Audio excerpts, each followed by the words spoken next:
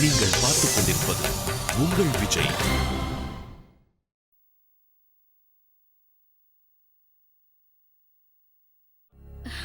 இது இது எனக்கு இதெல்லாம் வேண்டாம் சம்பந்தியம்மா. இது ஒரு சுமங்கலிக்கான அடையாளம். என் தங்கச்சி இங்க இருந்து அனுப்பும் போது இதெல்லாம் கொடுக்காம அனுப்புனா எப்படி?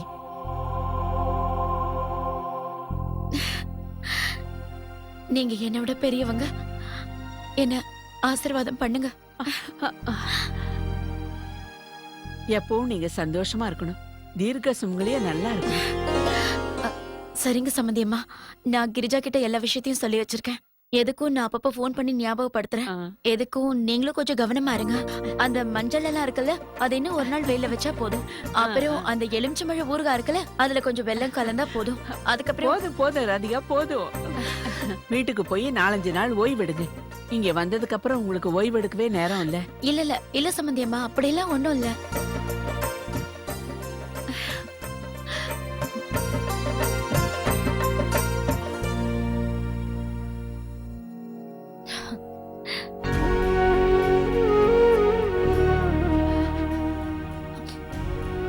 அழாத அர்ச்சனா, என்னையும் அழ வைக்க போறியா என்ன? நீங்களும் தானே அழுதுகிட்டு இருக்கீங்க. சரி அழாத, ஜாக்கிரதையா இருன்னு. ஒவ்வொரு வேலையும் யோசிச்சு செய்யணும். பெரியம்மா கிட்ட கேட்டுதான் செய்யணும். என்ன, ஒரு நாளைக்கு 2-3 தடவை பழம் சாப்பிடு. அப்படியே ஜூஸும் குடி. சாப்பிடும் போது கீரை சேர்த்துக்கோ. போதுமா, இவ்வளவு சொன்னா நான் மறந்துடுவேன். சூர்யா, வணக்கம் அங்கிள். என்ன சம்பந்தியமா இதெல்லாம்? நீங்க கிளம்பிட்டீங்களா? ஆமாங்க சம்பந்தி, நான் தெரியாம ஏதாவது தப்பு பண்ணிருந்தேன்னா என்ன மன்னிச்சிடுங்க. சம்பந்தியமா ஏன் பெரிய வார்த்தையெல்லாம் பேசுறீங்க? நாங்க தான் உங்ககிட்ட மன்னிப்பு கேட்கணும். ஐயோ இல்ல சம்பந்தி, ஏன் இப்படி எல்லாம் பேசுறீங்க? அப்புறம் சூர்யா, ஸ்கூல் வேலையெல்லாம் எந்த அளவுக்கு வந்திருக்கு? வரைபடம்லாம் எப்படி இருக்கு? பரவாயில்ல, வேலையெல்லாம் நடந்துட்டு இருக்கு. அம்மா, நம்ம கிளம்பலாமா? உங்களை வீட்டுல இறக்கி விட்டு நான் ஆபீஸ்க்கு போகணும். சரிப்பா சூர்யா, அது இன்னும் மாப்பிள்ள வரலையே. என்ன, கார்த்திக் வரலையா? அவன் முன்னாடி ஆபீஸ்ல இருந்து கிளம்பிட்டானே. வேலை விஷயமா எங்கேயாவது போயிருப்பாரு. அம்மா, கார்த்திகை நம்ம அப்புறமா மீட் பண்ணிக்கலாம். அர்ச்சனா, எங்க சார்பா அவர்கிட்ட மன்னிப்பு கேட்டோம்னு சொல்லு. அம்மா கிளம்பலாமா? ராதிகா, நீங்க கிளம்புங்க. அதுவும் இல்லாம விளக்கு வைக்கிற நேரத்துல கிளம்ப கூடாது இல்ல? சரிங்கம்மா.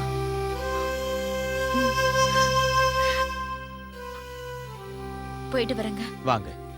கொடுங்க தம்பி, இதை நான் கொண்டு வந்து வைக்கிறேன். சரி. வா கிரிஜா, பாத்து வா. இவங்க வந்ததால நமக்கு நல்ல உதவியா இருந்ததுல்ல?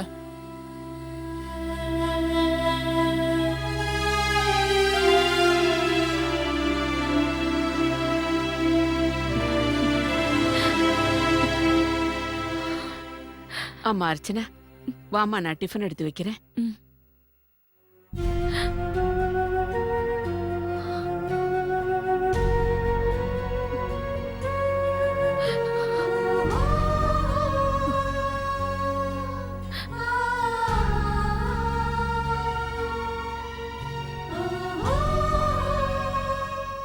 சரிங்க அர்ச்சனா, நான் என்ன செய்யணும்னு சொல்லுங்க.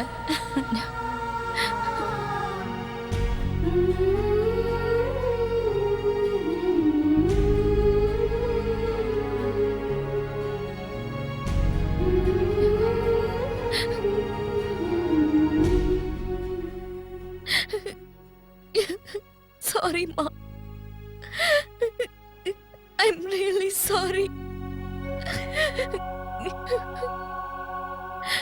யார் வந்திருக்காங்கன்னு பாருங்க.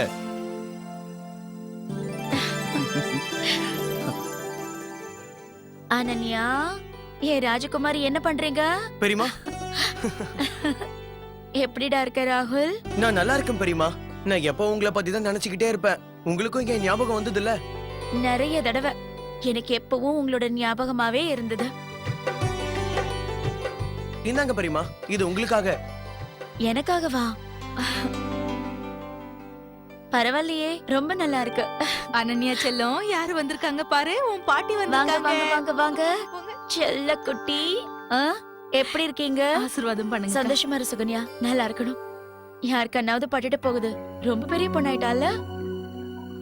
ம். அம்மா தீர்க்க சுமங்களே எப்பவும் சந்தோஷமா இருக்கணும். அம்மா நல்லா இரு வந்தனா, சந்தோஷமா இரு. அம்மா நீங்க இல்லாம வீடு வீடாவே இல்ல. நான் உண்மையே சொல்றேன்க்கா, இத்தனை வருஷமா உங்க கூடவே இருந்து பழகிட்டேன்னா நீங்க இல்லைன்னதும் ஒரு மாதிரியா இருந்துச்சு. நீங்க வீட்ல இல்லாத இந்த 10 நாள் 10 வருஷம் மாதிரி இருந்தது. ஆமாமா ராதிகா, சுகன்யா எப்பவும் உன்னை பத்தியே தான் பேசிக்கிட்டு இருப்பா. ம்ஹும். நானும் தாம்மா, ஒரு நிமிஷம் கூட நான் சுகன்யாவை பத்தி நினைக்காம இருந்ததில்ல. எப்பவும் உங்களோட ஞாபகம் தான். எனக்கும் தான்.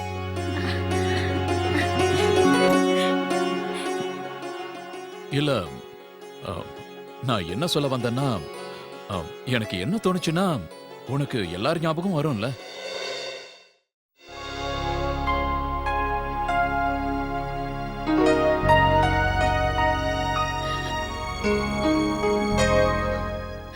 Archana, I am very sorry. நீ சொன்னது எல்லாமே உண்மைதான். நான் தான் தேவையில்லாம ஓவரா ரியாக்ட் பண்ணிட்டேன். நீ என்கிட்ட சொன்னல அம்மாவுக்கு கேசரி லட்டுன்னா பிடிக்கும்னு, அதை வாங்கிட்டு வரலான்னு போனேன். அதான் லேட் ஆயிடுச்சு. சரி வா, இத போய் அம்மா கிட்ட கொடுத்துட்டு வந்துடலாம்.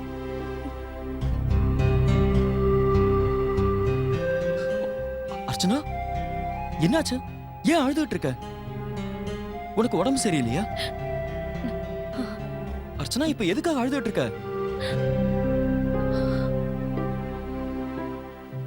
எனக்கு புரிஞ்சிருச்சா? நீ இப்பவும் என் மேல கோவமா இருக்கல்ல? I am really sorry Archana. நான் இன்னொரு தடவை இந்த தப்பா பண்ண மாட்டேன். நீ வா, நாம போய் அம்மாவை பார்க்கலாம். அம்மா கிட்ட இதை கொடுத்தா ரொம்ப சந்தோஷப்படுவாங்க. வா அர்ச்சனா, போலாம். கார்த்திக், அம்மா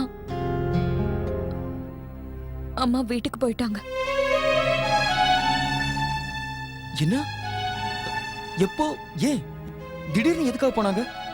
அது வந்து இப்போ பெரியம்மாவுக்கும் உடம்பு சரியாயிடுச்சு.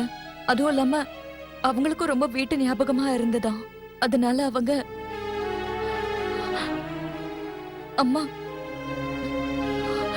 அர்ச்சனா, நீ தானே அம்மா போக சொன்ன?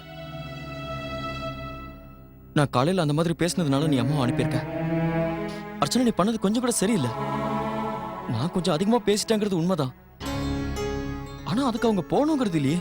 நீ எதுக்காக அவசரப்பட்டு அனுப்புன? நீ செஞ்சது சரியில்லை அர்ச்சனா.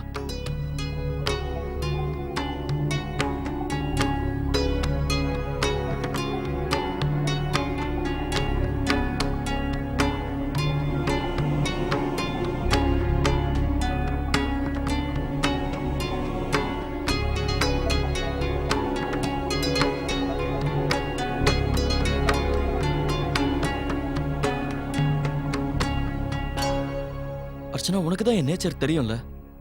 சில நேரத்துல நான் ரொம்ப கோவப்படுவேன். தயவு செஞ்சு என்ன புரிஞ்சுக்கோ அர்ச்சனா. நான் எதையும் வேணும்னு செய்யல. ரியலி. தயவு செஞ்சு நீங்க டென்ஷன் ஆகாதீங்க கார்த்திக். அர்ச்சனா, நீ என்ன சொல்ற? இப்படி எல்லாம் நடந்திருக்கவே கூடாது. பாவம், அவங்க எவ்வளவு ஃபீல் பண்ணிருப்பாங்க. பெரியம்மாவுக்கு உடம்பு சரியில்லைங்கிறதுனால தான் அம்மா இங்க வந்திருந்தாங்க. அவங்க வீட்டுக்கு போனதுக்கு நிறைய ரீசன்ஸ் இருக்கு கார்த்திக். எல்லாரும் அவங்கள ரொம்ப மிஸ் பண்றாங்க. அப்பா, அனன்யா, அதனாலதான் போயிட்டாங்க. அப்புறம் இன்னொரு விஷயம், அம்மாவுக்கு ரொம்ப பிடிச்ச ஸ்வீட்டை நீங்க வாங்கிட்டு வந்திருக்கீங்க. அதுக்காக தேங்க்ஸ். அம்மா இங்க இருந்திருந்தா இதை பார்த்து ரொம்ப சந்தோஷப்பட்டிருப்பாங்க. நான் கண்டிப்பா அவங்க கிட்ட சொல்றேன்.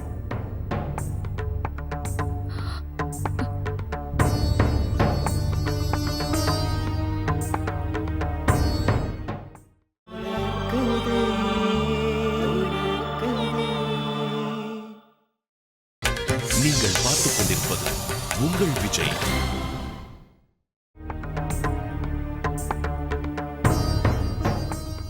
கிரிஜா, கிரிஜா,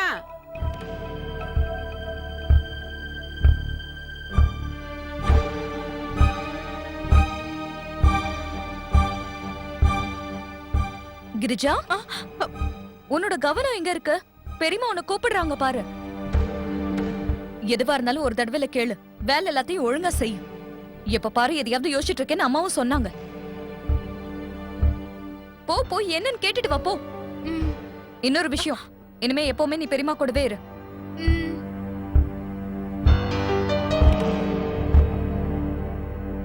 அப்புறம் மாணிக்கம் இன்னொரு வேலையும் செய்யுங்க. அந்த மசாலா எல்லாத்தையும் அரைக்க கொடுத்துருங்க. இன்னைக்கு ஒரு நாள் மட்டும் வெயில்ல வச்சா போதும்னு ராதிகா சொன்னாங்க. சரிங்க ஆ. பெரியம்மா. மாணிக்கம், அந்த எலுமிச்சம்பழ ஊறுகாய நீங்க அதை ருசி பாத்தீங்களா? அதுல வேற எதுவும் சேர்க்க வேண்டிய அவசியம் இல்ல. ராதிகம்மாவோட கைப்பக்குவம் உண்மையிலேயே ரொம்ப நல்லா இருக்குமா. ஒரு தடவை சாப்பிட்டாங்கன்னா கண்டிப்பா எல்லாருக்கும் பிடிக்கும்.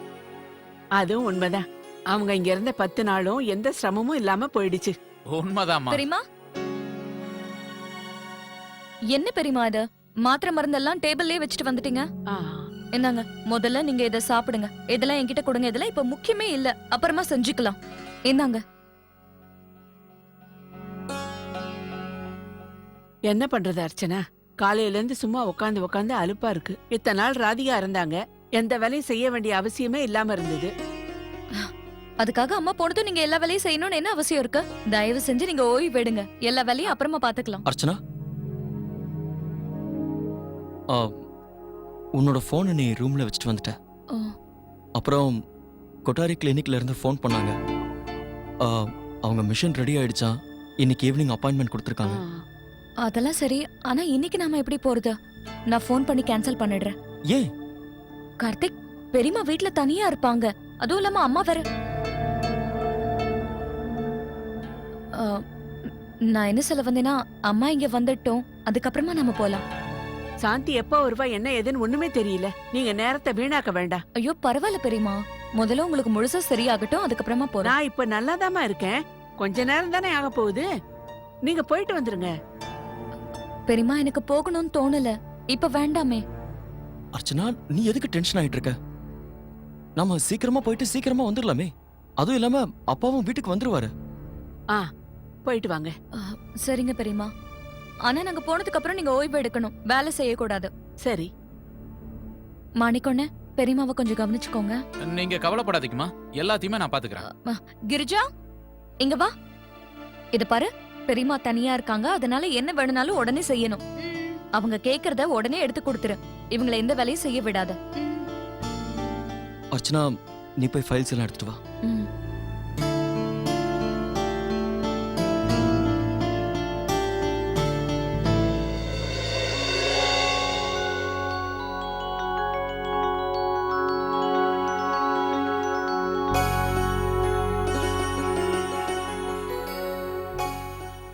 என்ன ராதிகா, என்ன பாத்துட்டு இருக்க?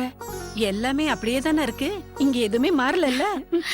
ஆமாம்மா, ஆனா எனக்கு என்ன தோணுதுன்னா, இங்க எல்லாமே புதுசா இருக்கிற மாதிரி இருக்கு. கொஞ்ச நாள் தான் நான் இந்த வீட்ல இல்ல, ஆனா ரொம்ப நாளைக்கு அப்புறம் இந்த வீட்டுக்குள்ள வந்த மாதிரி எனக்கு தோணுது. பெரியவங்க ஒண்ணும் சும்மா சொல்லல. வீட்டை விட்டு பிரிஞ்சிருந்தாலும் பாசம் ஒண்ணும் குறையல. ம், உண்மைதாம்மா. என் உடம்பு அங்க இருந்தாலும் மனசெல்லாம் என் மனசெல்லாம் எப்பவும் இங்கதான் இருந்தது. அதனாலதான் அர்ச்சனா உன் மனசுல இருக்கிறத நல்லா புரிஞ்சுகிட்டு உன்னை திரும்ப வீட்டுக்கு அனுப்பி வச்சிட்டா. ம். அவ எப்படி இருக்காளோ என்னவோ, என்ன பண்றான்னு தெரியல.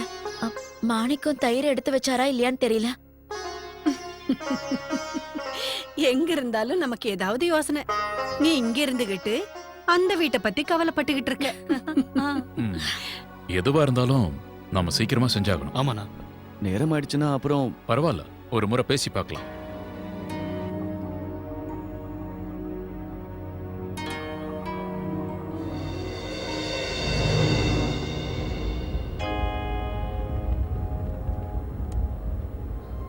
அம்மா திடீர்னு கிளம்பி போயிட்டாங்க.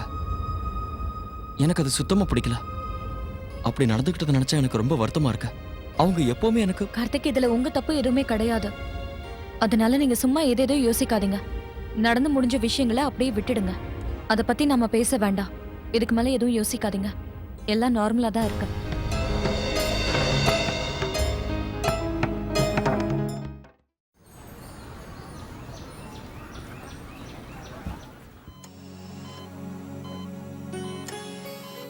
நாலாவது மாசத்துல உங்க குழந்தையோட growth உண்மையிலே ரொம்ப நல்லா இருக்கு. அங்க பாருங்க, குழந்தையோட ஷேப் முன்ன விட ரொம்ப நல்லா கிளியரா தெரியுது. டாக்டர், எனக்கு இப்போ குழந்தையோட ஹார்ட் பீட்டை கேட்கணும்னு ஆசையா இருக்கு. ஷூர்.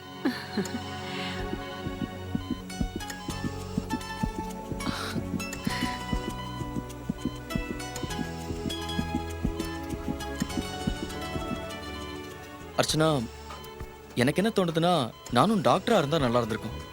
அப்போ என் குழந்தையோட ஹார்ட் பீட்டை தினமும் கேட்டிருக்கலாம், தினமும் என் குழந்தைய பார்த்துருக்கலாம். டாக்டர், நான் ஒரு தடவை படிச்சிருக்கேன், நிறைய பேர் பிறக்க போற குழந்தை கூட பேசுவாங்களாமே. அதுக்கு சான்சஸ் இருக்கா? ஆமா டாக்டர், எங்க அம்மாவும் என்கிட்ட சொன்னாங்க இது சகஜம் தானமே. அதுக்கப்புறம் அம்மா என்கிட்ட என்ன சொன்னாங்கன்னா, நானும் என் குழந்தைகிட்ட பேச ஆரம்பிக்கிறது நல்லதுன்னாங்க. ஆனா டாக்டர், இது ரொம்ப ஸ்ட்ரேஞ்ச். குழந்தைங்களுக்கு நாம பேசுறது கேக்குமா? ஒருவேளை அப்படியே கேட்டாலும் நாம பேசுறது புரியுமா? கண்டிப்பா அவங்களுக்கு எல்லாமே கேட்கும். சொல்ல போனா எல்லாமே புரியும். கர்ப்பத்துல இருக்கிற குழந்தைக்கு அம்மாவோட உணர்வுகள் எல்லாமே தெரியும். அவங்களோட எமோஷன்ஸ், அவங்களோட ஃபீலிங். கொஞ்ச நாள்ல குழந்தை உங்களோட ரொம்ப கனெக்ட் ஆயிடும். அப்ப உங்களோட ஃபீலிங்ஸ் எல்லாம் கண்டிப்பா குழந்தை புரிஞ்சுக்கும். அம்மா கோவமா இருக்காங்களா, என்ஜாய் பண்றாங்களான்னு தெரிஞ்சுக்கும். ஆனா எப்படி? குழந்தை உங்க வயித்துல சுத்துற மாதிரி இருக்கும், உதைக்கிற மாதிரி இருக்கும். நான் போய் ரிப்போர்ட்ஸ் எல்லாம் ரெடி பண்ணிட்டு வரேன். Okay doctor. வா அர்ச்சனா, பாத்த ஜாக்கிரதை. அர்ச்சனா, நான் பேசுறது குழந்தைக்கு கேக்குமா? அப்படின்னா இனிமே நான் ரொம்ப ஜாக்கிரதையா பேசணும்ல, யோசிச்சு பேசணும்.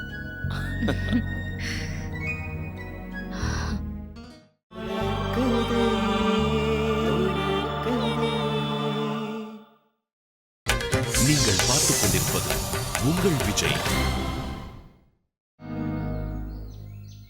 நல்ல விஷயம் தானே, அந்த கோபால் பத்தின உண்மையெல்லாம் நமக்கு தெரிஞ்சிருச்சு.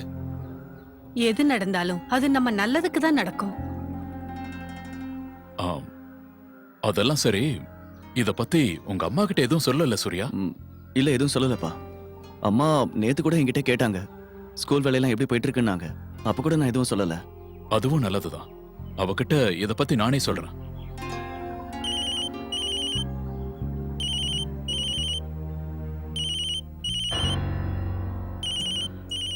இந்த கோபால் எதுக்கு அவன் மறுபடியும் ஏன் ஃபோன் பண்றான்? அப்பா, போன் ஸ்பீக்கர் ஆன் பண்ணுங்க. நான் ஏதாவது தவறு செஞ்சிருந்தா என்ன மன்னிச்சிருங்க. நான் கோவத்துல ஏதோ உங்ககிட்ட பேசிட்டேன். சொல்லுங்க, எதுக்கு ஃபோன் பண்ணீங்க? ஏங்க ஒரு ஏழைய இந்த மாதிரி பண்றீங்க? கொஞ்சம் எனக்கு கருணை காட்ட கூடாதா? இங்க பாருங்க மிஸ்டர் கோபால், தயவு செஞ்சு உங்க நேரத்தை நீங்க வீணாக்கிக்க வேண்டாம். ஏற்கனவே நான் உங்ககிட்ட சொல்லிட்டேன்ல, இது சம்பந்தமா என்னால எதுவும் செய்ய முடியாது. நேரடியா சொன்னா உன்னால எதையும் புரிஞ்சுக்க முடியாதா கோபால்? அப்படின்னா நான் சொல்றதை நல்லா புரிஞ்சுக்கங்க. வாழ்க்கை முழுக்க நீங்க இதை மறக்கவே மாட்டீங்க. இங்க பாருங்க மிஸ்டர் கோபால், நீங்க என்ன செய்யணும்னு நினைக்கிறீங்களோ அதை செய்யுங்க. ஆனா இது வரைக்கும் நாங்க யாருக்கும் லஞ்சம் கொடுத்ததும் இல்ல. எல்லாமே எனக்கு தெரியும். பொண்ணுங்களுக்காக நீங்க கட்டுற ஸ்கூல், ஏழைகளுக்கான இலவச படிப்பு எல்லாமே பொய். நீங்களும் உங்களோட சம்பந்தியும் சேர்ந்து பிளாக் மணியை ஒயிட் மணியா மாத்துறதுக்காக தானே இப்படி முயற்சி பண்ணிட்டு இருக்கீங்க.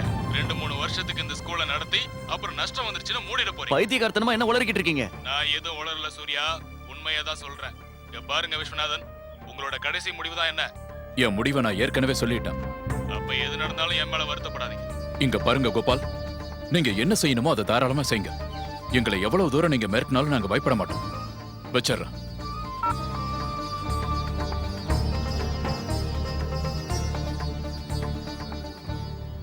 நான் இது வரைக்கும் எந்த தப்பும் செஞ்சதில்ல. நான் எதுக்கு பயப்படணும்? நம்ம எந்த பேப்பர்லயும் சைன் பண்ணாம இருந்தது நல்லதா போச்சு.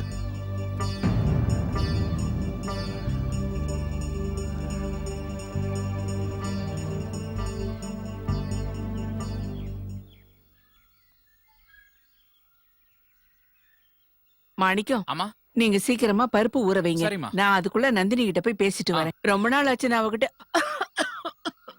பெரியமா, பெரியமா, முதல்லயே நான் உங்ககிட்ட சொன்னல இந்த மாதிரி வேலையெல்லாம் வீட்டுக்குள்ள செய்யாதன்னு. ஒரு தடவை சொன்னா உனக்கு புரியாதா?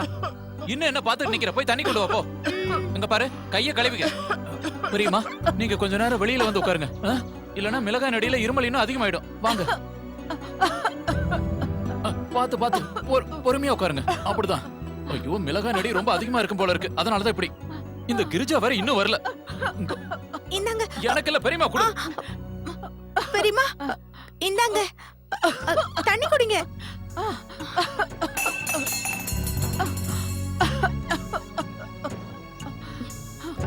அக்கா, அம்மா சாந்தி, என்ன பண்ணுதுக்கா உங்களுக்கு? உங்களுக்கு ஒண்ணும் இல்லையே, நீங்க நல்லா தானே இருக்கீங்க. கிரிஜா, போய் தண்ணி கொண்டு வா. என்னாச்சுக்கா? என்ன இவ்ளோ இருமல் வருது? மாணிக்கம், என்னாச்சு இவங்களுக்கு? எனக்கு ஒண்ணு இல்ல நல்லாதான் இருக்கேன். அந்த காஞ்ச மிளகா மாணிக்கம் தண்ணி கொண்டு வாங்க. இருங்கம்மா இதோ நானே கொண்டு வரேன். இப்படி கொடுமா. இந்தாங்கக்கா. கிரிஜா, வீட்ல எல்லாரும் எங்க? அர்ச்சனா, ராதிகா, கார்த்திக் எல்லாரும் எங்க? அண்ணியும் அண்ணனும் ஹாஸ்பிட்டலுக்கு போயிருக்காங்க. அப்ப ராதிகா அவங்க வீட்டுக்கு போயிட்டாங்க. அப்படியா? ஏ நான் தான் அவங்கள இன்னைக்கு கிளம்பி போக சொன்னேன். எனக்கு ஒண்ணு இல்ல, நான் நல்லா தான் இருக்கேன். திடீர்னு மிளகா வாசனை வந்ததுனால எனக்கு ஒரு மாதிரி ஆயிடுச்சு. ஆமா, நீ எப்படி திடீர்னு ஊர்ல இருந்து வந்த? அது சித்தப்பாவோட பையனும் பொண்ணு வந்துட்டாங்க. அவங்க தான் என்ன கிளம்பி போக சொன்னாங்க. நான் வேற இங்க இருந்து போய் ரொம்ப நாள் ஆயிடுச்சுல. நான் வரப்போற விஷயத்த கார்த்திக் அப்பா கிட்ட சொல்லியிருந்தேனே. சொல்ல போனா இவர் ஸ்டேஷன் வரைக்கும் வந்தாரு. ஆனா மீட்டிங் இருந்ததுனால அவர் அப்படியே கிளம்பி போயிட்டாரு. அக்கா, முதல்ல நீங்க வாங்க, கொஞ்சம் ஓய்வு விடுங்க. வாங்க, பார்த்து.